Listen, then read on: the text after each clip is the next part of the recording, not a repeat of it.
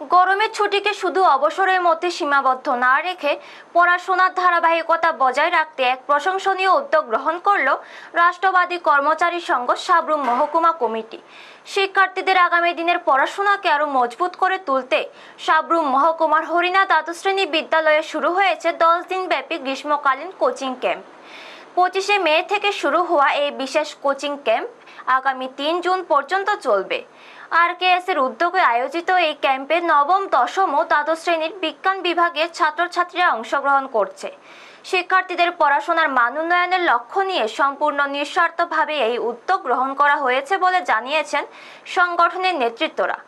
Coaching ক্যাম্পের উদ্বোধনী অনুষ্ঠানে বিদ্যালয় প্রাঙ্গণে উপস্থিত ছিলেন RKS রাজ্য কমিটির সম্পাদক বিপ্লব দাস, রাজ্য কমিটির সদস্য সন্তু বসাক, জেলা কমিটির সম্পাদক OP চক্রবর্তী, সাব্রুম মহকুমা কমিটির সভাপতি মোহরকান্তি শীল, হরিণা দ্বাদশ শ্রেণী বিদ্যালয়ের প্রধান শিক্ষক জনার্দন দাস এবং বিদ্যালয় পরিচালনা কমিটির সভাপতি অপু রাহা সহ অন্যান্য বিশিষ্ট ব্যক্তিবর্গ। কোচিং ক্যাম্পের প্রথম দিনেই হরিণা দ্বাদশ শ্রেণী বিদ্যালয়, Harina English medium school, Chatakchhari উচ্চতর বিদ্যালয় সহ বিভিন্ন শিক্ষা প্রতিষ্ঠানের প্রায় 100 জন ছাত্রছাত্রী অংশ নেয়।